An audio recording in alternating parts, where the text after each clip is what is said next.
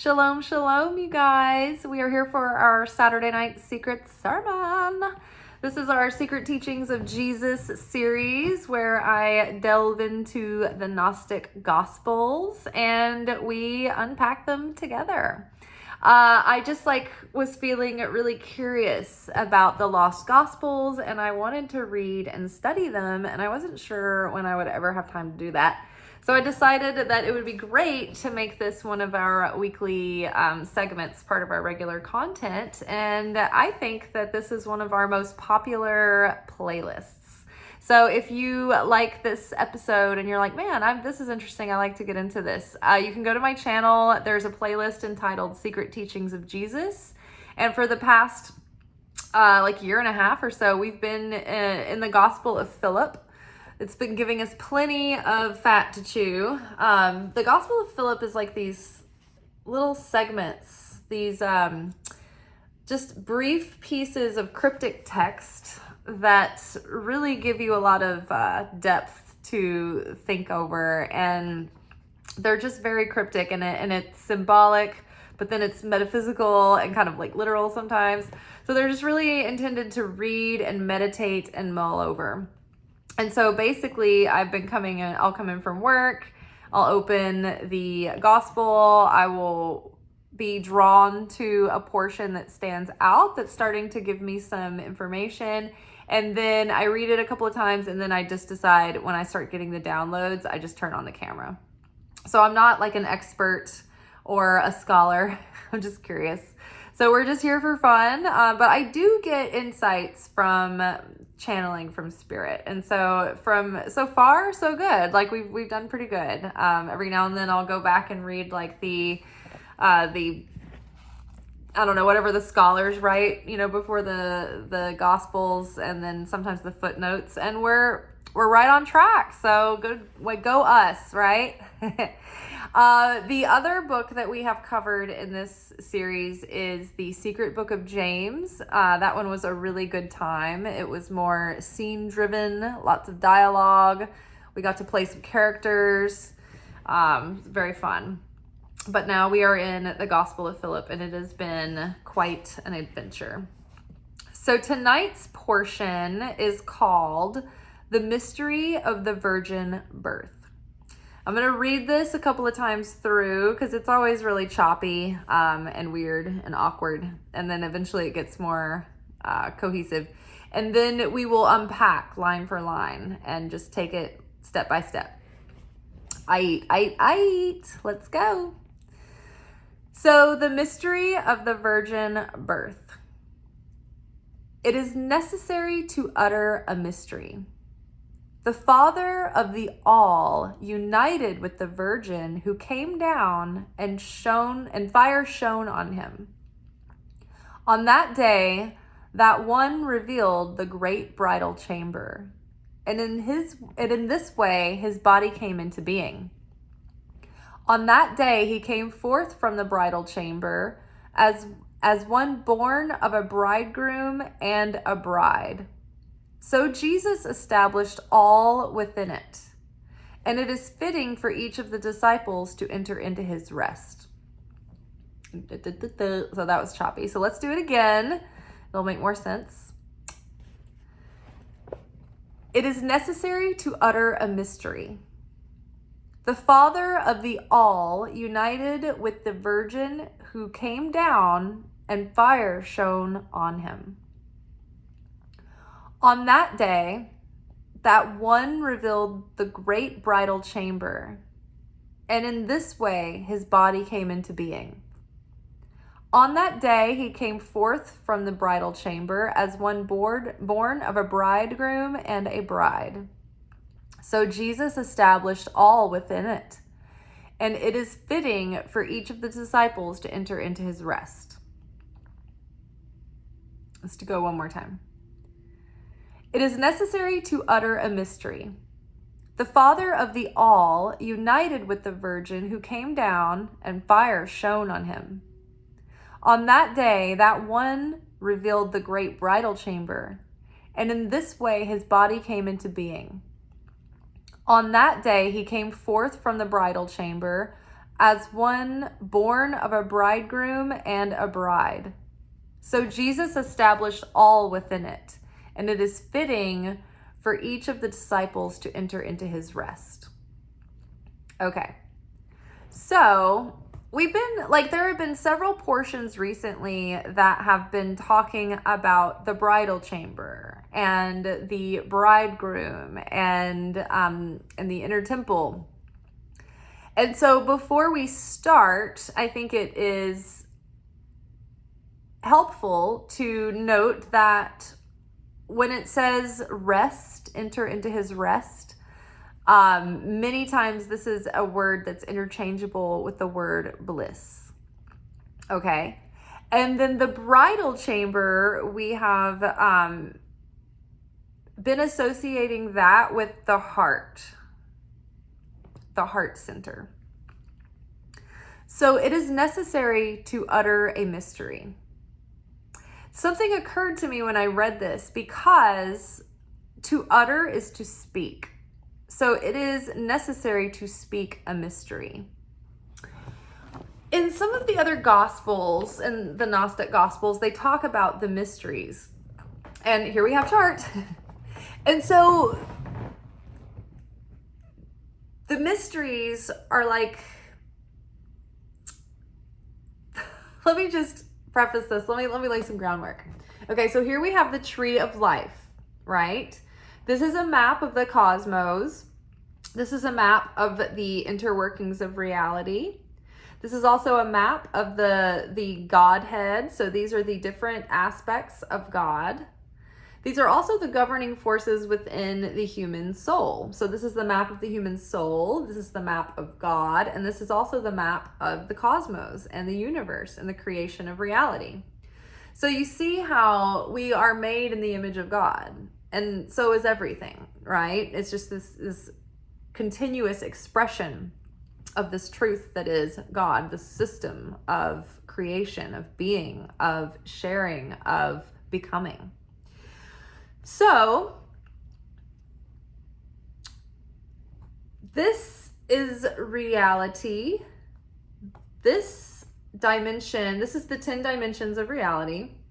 This dimension here, Malchut, this is the physical realm. This would be like inclusive of like the multiverse. This is the universe. This is Earth. This is the galaxy. This is all of it. Everything physical that is tangible, that has come forth from the mysteries, from the nothing. So basically what happens is the top point here, Keter, is the absolute most abstract form of God in God's formlessness. But this is also God united in God's whole purity, where this is like pure white light, and all of everything that is within this point here. So when God, the light, shines through, basically we have this primordial point here where the light enters and begins a journey through these filters, basically, that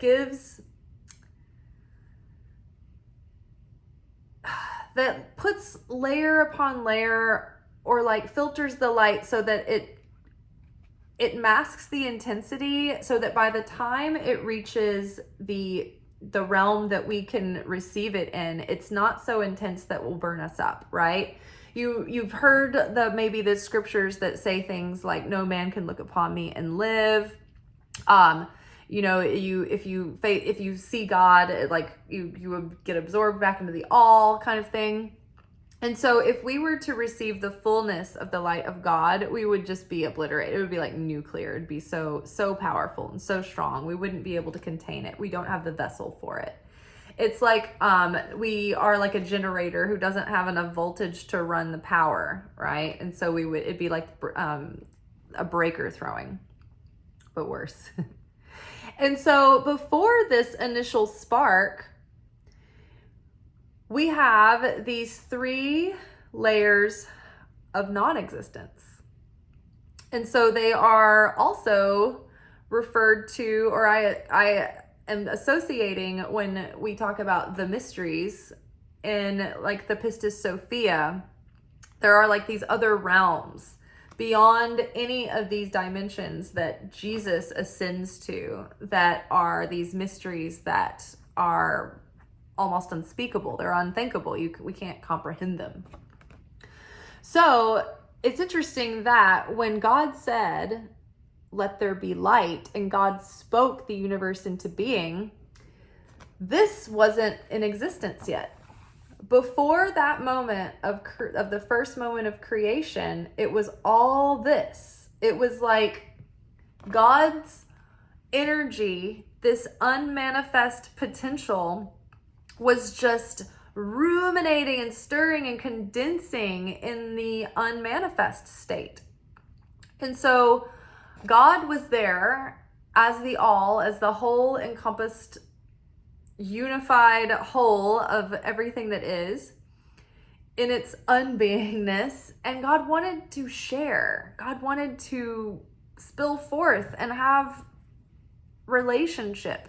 So we needed a vessel, right? So God created the vessel to receive the light. And so the vessel opened up into a space.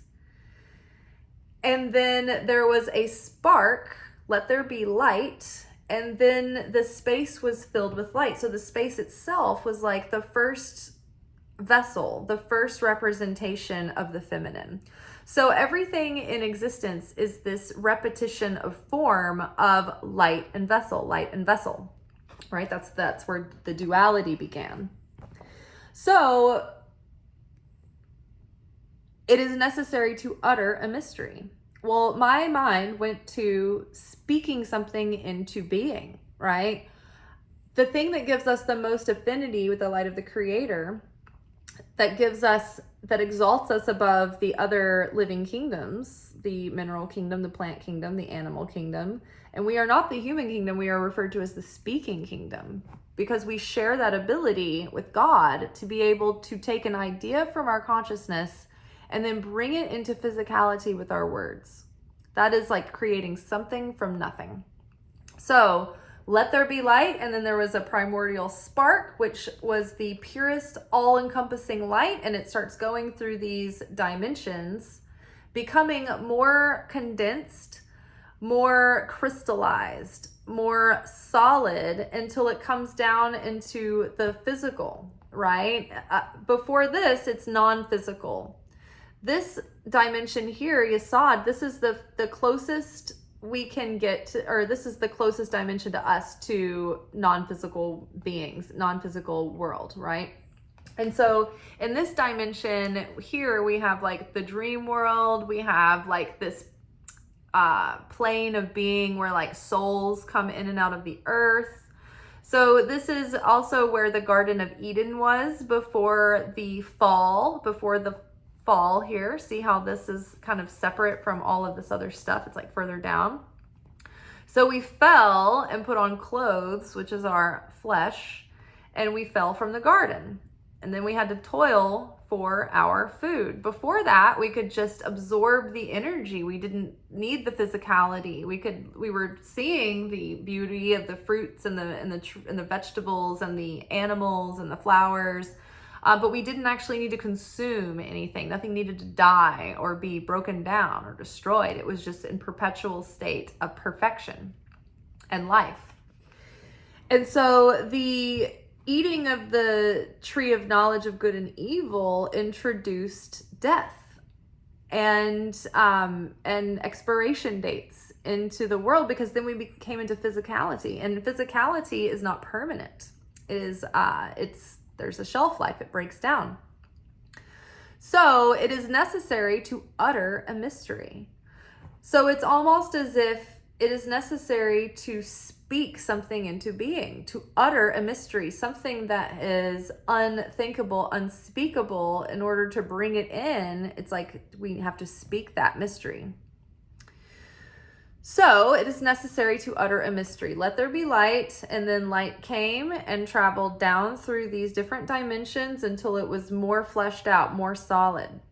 Now, this is the same way an idea is manifest. This is the same way that human consciousness is manifested, right? And so in these upper realms, it's very abstract. It's like these primordial energies. And then things get more organized into virtue as we flow downward. And so up at the top, we have the supernal triad, which is God as the whole, as the unified all that is. And then the first spherat, where the light travels first, is the divine masculine, Chakma. This is the supernal masculine energy. This is the cosmic father, the cosmic Abba. And so when we have the light coming here, basically the light is still abstract. And then when it gets to Chakma, it's like this fire, it's this masculine dynamism that is uncontained. It's just this pure, raw, like energy, like bouncing off of like particles, right? Like particles and atoms when they're in their earliest stage, before they've clumped together into matter. And then it's like, okay, well, what are we gonna do with this raw energy? It's not forming anything. We need a vessel to contain this energy and give it form and shape. We need boundary. So from here, the divine masculine, the supernal masculine energy, travels over to the supernal feminine energy. This is the cosmic mother. This is Ima. This is the cosmic, it's called the dark infertile mother, because this mother doesn't produce physical life, right? But it is the first feminine mother to capture the light of the masculine and begin to give it shape, to give it border, to give it dimension, right? If you have water outside of this glass, it doesn't have any form, but it's the boundary of the glass, right? The limitations, the structure, the restriction that gives the water form and shape and can contain it. Okay, so it is necessary to utter a mystery. When the angel presented to Mary, it came as a messenger, and it told her, well, it asked her, she had, I don't know if she really had a choice, but they kind of gave her a chance to say yes. But they told her that she would be giving birth to the Messiah. And it's like the speaking of it gave creation, right? It was like the initial creation act. So it is necessary to utter a mystery. So the angel told Mary that she would bear this child. The Father of the All,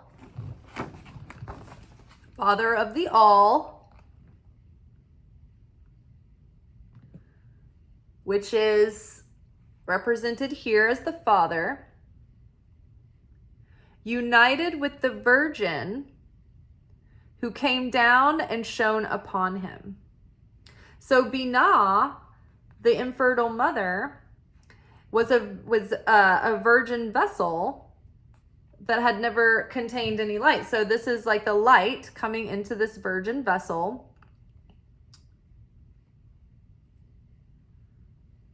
who came down and shone upon him. Now, during the feasts and open portals of time that are the high holidays of the Hebrew calendar, we often connect to the energy of Binah, the light of Binah. And that is that the light of the Virgin that shines down, it's like it gives blessing, it gives nurturance. This is like the light we want to connect with, because it gives us all of the fulfillment, all of the blessing and the energy and the creation force and love and provision, right? This is the highest form of the light that we can connect with throughout the year, when the portals are open to connect us with this light of Binah. It shines down upon us like the Shina is the Holy Spirit. And when the Shina is over you, that means that you can be blessed. That means that blessing is flowing. We're in touch with our blessing, the nurturing, right? Think about it. When we're children, we're not really fed by our father. We're provided for by the father, but we feed off of the mother. The breastfeeding comes from the mother, right? So as the children of the cosmos, it is the mother that feeds us with that light, right? So that light came down and shone upon him. So the Father of the All united with the Virgin who came down, and fire shone upon him. Then fire shone on him. Now, I also believe that Mary was fertilized. Her egg was fertilized by the light, by the fire of God. And that fire is like the holy fire, that sacred fire that purifies the vessel, right? So that fire like prepared Mary's womb and corrected any tikkun so that it was a perfected vessel for the Christ to be born into, to be conceived.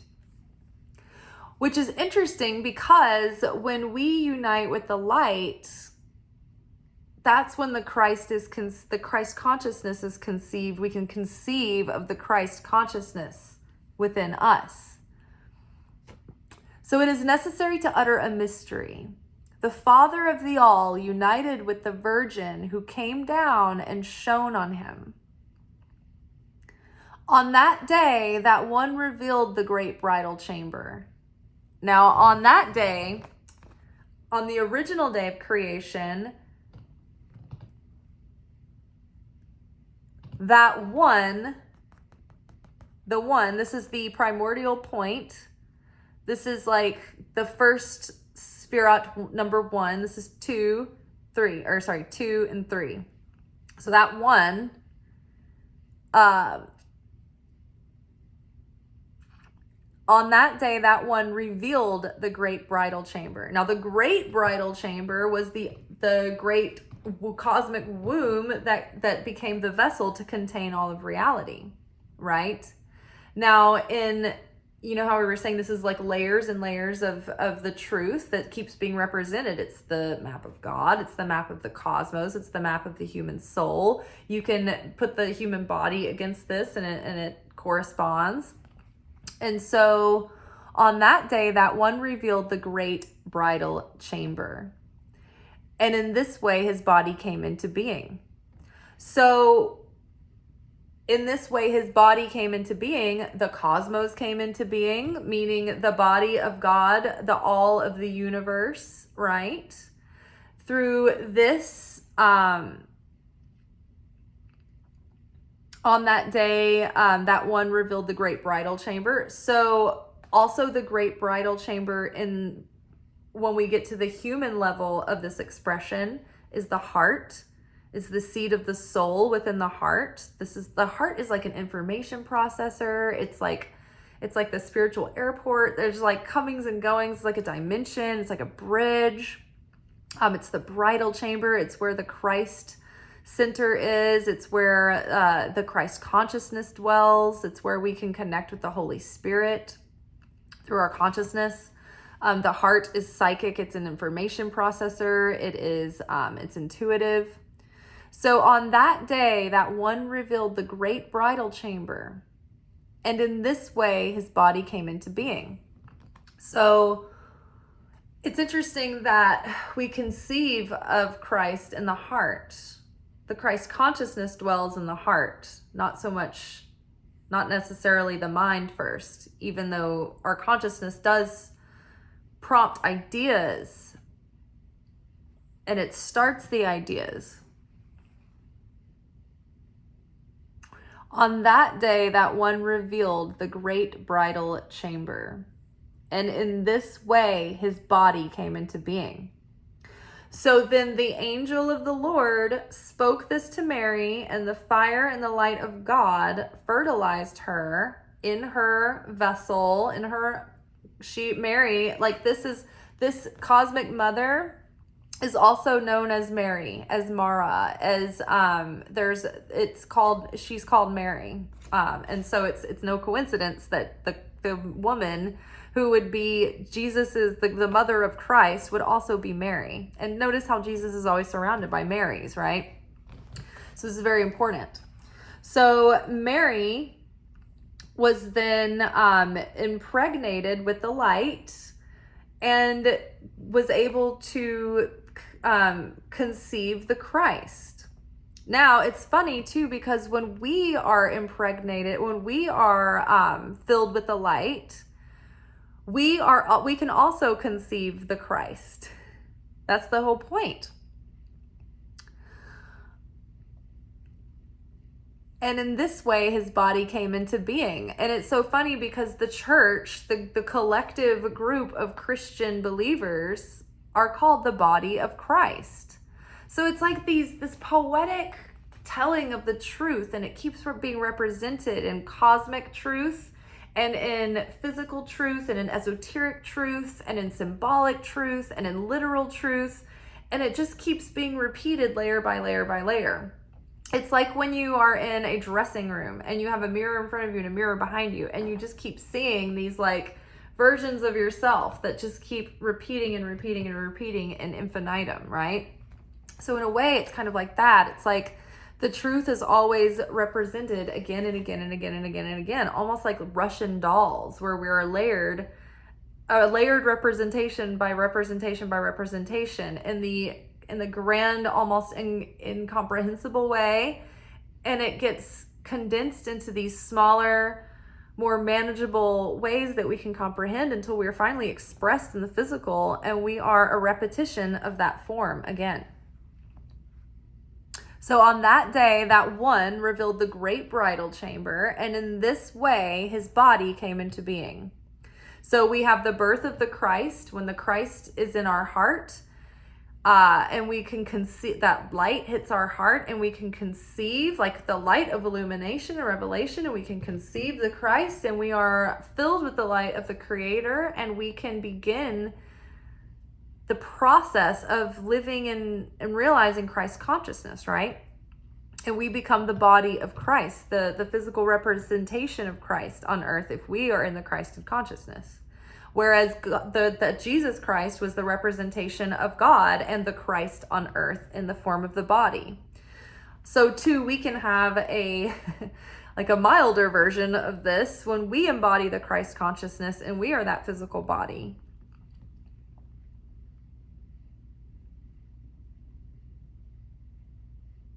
On that day, he came forth from the bridal chamber as one born of a bridegroom and a bride. So the bridegroom and the bride are obviously the bride and the groom, and they go to the bridal chamber to get it on, and then they conceive of a child, and then a child is born from the union of the divine masculine and the divine feminine, or the supernal masculine and feminine energies. The child that is born of this is our consciousness, right? When we are born again, it's like when we unite that spirit with when the non-physical is married with the physical, when the spirit is married with the flesh, when the masculine energy is connected to the feminine, we have revelation, right? When the spirit comes in and we can unite that with body, we can be a representation, we can be a living vessel for the Almighty, for the all that is.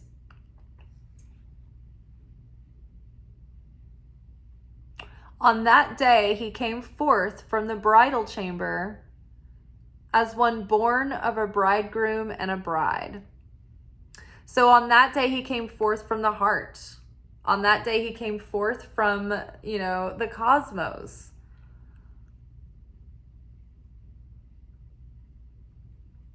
As a child of the cosmos. So Jesus established all within it. Again, Jesus united all of this form within that as one united soul, and all the fragments brought back together. See, when the fall of Adam and Eve happened, when the fall of man happened, we became fragmented. And all of the souls of mankind come from the soul of Adam. Adam was the one original soul that contained all the souls of man. And then Eve was pulled from him, and a piece of him splintered off, and that became Eve. And then from there, it's like all the souls from mankind branched off from that original one soul. And so the souls of the one soul have been fragmented, and then the soul within our soul becomes fragmented, and we have like the process of Tikkune correction through lifetimes in order to bring these fragmented parts of our soul back together into one unified, healed, perfected consciousness, one perfected state of being where we are completely whole. Well, we always are, but we have to realize our wholeness and our fullness. So Jesus established all within it. And it is fitting for each of the disciples to enter into his rest. So they talk about in other portions finding rest in the bridal chamber. Now, when we talk about rest, this can be interchangeable with ecstasy and bliss, right? So the Christ consciousness, when united in this consciousness, gives us bliss. It gives us rest. It gives us redemption, right? You know, we toil on earth and we're so, preoccupied with our worries and our stresses and our fears and our insecurities and our lack and our doubt. And we can't rest. It's like this constant conflict going on within us, this constant yearning. And this yearning is our soul wanting to be reunited again with the Father. And it wants to become more like the light, right? We want to build affinity with the light because that's the only way we can get close to the light. And so when we are separate from the light, we are in this state of shame almost and guilt, and it's like everything is like disrupted and it doesn't feel like, nothing feels right.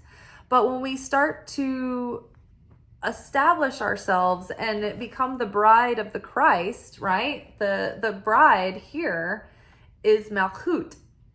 This is the bride of Christ. And so thy kingdom come, thy will be done. So if this is the infertile mother, this is the virgin mother. This is the virgin bride. This is the fertile mother down here. This is the one that receives the light and ends up birthing the body, right? The physicality. So the marriage of the spiritual and the physical together comes down here. And so this is the virgin. The virgin is down here. The infertile mother is not necessarily the virgin because she received the light of the supernal masculine. But all of this is up here doing its thing. And then finally here we have the virgin ready to receive the king, ready to receive the bridegroom, in order to conceive the physicality of mankind, in order to receive the kingdom, in order to receive the consciousness. As the light of God travels down, we receive downloads of consciousness. But as we down here elevate our soul, we ascend in consciousness. So God condescends to us and we transcend and ascend toward that consciousness. But either way, we are here, the bride of Christ, the bride waiting for the bridegroom to receive the bridegroom in order to give birth to the body. And so the marriage, the sacred marriage of spirit or divine with human being was represented in Jesus. Because Jesus, like sometimes people try to like overly simplify it. They're like, Jesus is God. But Jesus isn't exactly God. There's a Trinity here. God is this whole thing, this whole process that's going on. God's the Father that's perpetuating the whole of the system. And it's more than just a being. It's so abstract and all encompassing that we can't wrap our mind around it. So we give it these little images because this is how we can comprehend. But Jesus is called the face of God because Jesus is a human, but he was also divine, a divine human. And he was the representation of what was the plan for humanity, right? Or the possibility of us being able to, once the Christ came to earth and demonstrated, this is what it's like for you to be a perfected human and live as a human being with all the feelings on earth and all the challenges and be able to meet those, right? And elevate from our lack and our fear and be completely one with the Father so that we can receive that light and we can receive the messages and the communication. We can communicate with the Father and know the Father's will and be able to do that without any kind of question or worry or like, I don't understand, like, I don't get it. It's like, just trust, because the Father is leading us toward fulfillment or the progression of humankind. There's a plan and there's a point and there's a purpose, right? And I love The Chosen. It's such a great show to watch. I say this every episode now. I'm always talking about the shows that I'm watching in these episodes because they're always teaching me things. I learn so much from metaphor and story. But it's so awesome because you can see that Jesus has all the emotions and he struggles with like being irritable sometimes and saying things in ways that people are like, they get their feelings hurt, they get butt hurt by Jesus. Like, he's a human being. But he's also totally like trusting God. Like he'll hear and then he'll move. And there's no delay, and he doesn't question, and he doesn't worry. And if there's no plan, he can play it by ear. And if they need to follow a plan, the plan goes awry. It's like he knows, he trusts in the provision of God, that God is there and he's completely connected and there's no doubt, right? And so this was how Jesus could demonstrate to humankind, okay, when you get fully activated, like this is what you will be able to live and move and be like, right? You will be able to lay your hands on someone and spit in some dirt, rub it in their eye and heal the blind. You'll be able to heal the sick. You'll be able to cast out demons, You'll be able to wield nature if you need to. But that is because Jesus had that perfected vessel. And because of that, he had such affinity with the light that he could completely channel that light in miraculous ways because of his shared affinity with God. Because he was like God. He lived his life becoming more and more and more like God. And that is the example he was here to set, to show us like, this is what it looks like. This is how you do this. If you listen to me, it wasn't like Jesus was like, worship me, be obsessed. As long as you're obsessed with me, you get into heaven. That's not what he was saying. He was saying like, listen to the words I'm telling you. If you can comprehend what I'm saying and you can adopt this mindset and this consciousness and you can live by these principles, it will bring you more peace. If you can trust and have faith in the Creator, that there's more going on than we can understand, then that takes the pressure off. Like you can have rest in the Christ, in peace in the Christ, right? Come to you all who are heavy laden, burdened and heavy laden, and I will give you rest. I will give you bliss. I will give you peace, right? So Jesus established all within it. And it is fitting for each of the disciples to enter into his rest. So he had this relationship with the disciples, and they each were like receiving the bridegroom, right? They were all the bride of Christ, and they all entered into that bliss, that rest. The thing that changed for all of them when they left their old life and they followed Jesus was that they were relieved to give it all up. They had struggles. They struggled against themselves, and they still were when they were with him, but they had a new level of fulfillment and satisfaction and peace, that all was well in the world and all was right, because they were living their purpose, and they were like with the living God. They were with the Son of God. So it was like, even just knowing that like gave them peace, gave them rest. They were still challenged. They were still enemies of the state. They were still pursued and set against, and they had challenges. They didn't always have tons to eat, and they didn't have, wealth to provide them with comfort. That wasn't it. But it wasn't about all of that. It wasn't about the vessels, right? Everything, all of these physicalities, these are just vessels, right? When I cuddle up with my blanket, I'm connecting with the vessel, but I get the warmth of the light from it, right? When I read these books, it's not the physical pages, it's the light that is in the words that fills me up, right? It's not the cup that I need. It's not about the cup. Without the water, the cup's nothing, right? Same for us. Without the light, the vessel is nothing. Vessels come and go. That's why we don't need to put all the emphasis on the vessel itself. That's what idolizes the vessel. It's not about the vessel. We're connecting with the light within the vessel that's fulfilling. We're connecting with the soul within the person that is the expression of the light of the Creator through their soul that we are connecting with, right? And that light of the Creator that we're connecting with through that vessel, that person, if that person is removed from our life, then it doesn't matter, because another vessel that we need is going to mirror us in just the way we need will show up.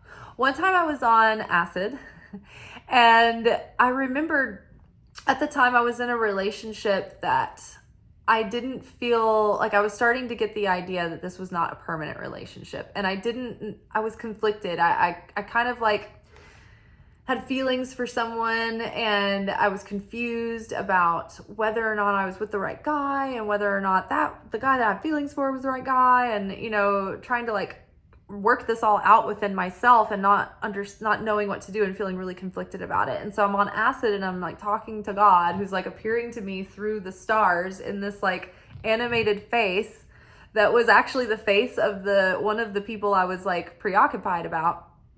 And the face of God told me, it doesn't matter who the guy is.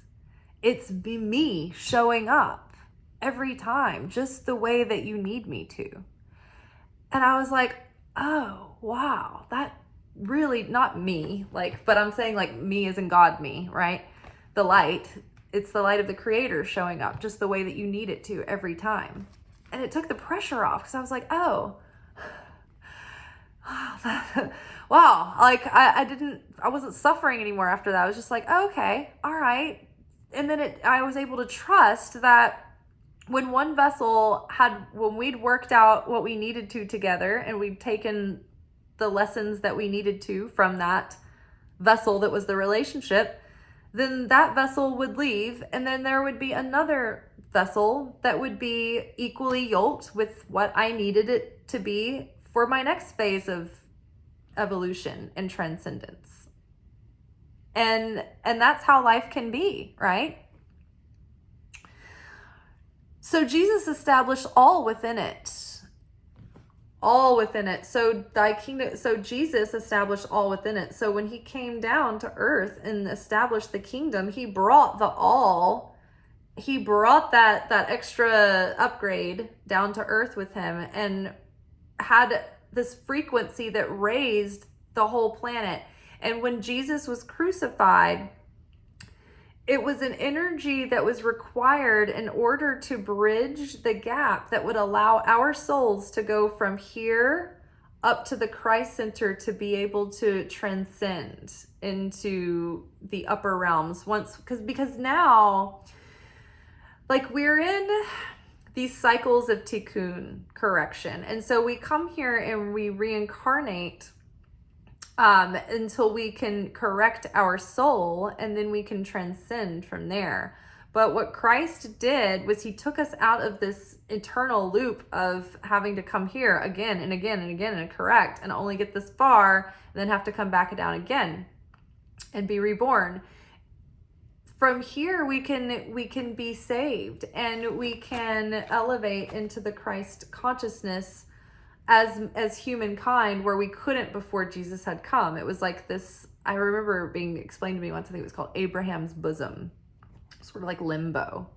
But now we can enter into the kingdom of heaven. And so in earthly terms, while we're here, that means we can enter into God's kingdom of heaven, taking on the yoke of that Christ consciousness, living in that state of being and not being caught up in the worldly system, in the physicalities and the worries of the day and the laws of the land, right? Because they're always going to be there. You might have an oppressor over your land, but if you aren't controlled by that in your mind, and you're free in your mind and your heart and your spirit, no one can oppress you in that way.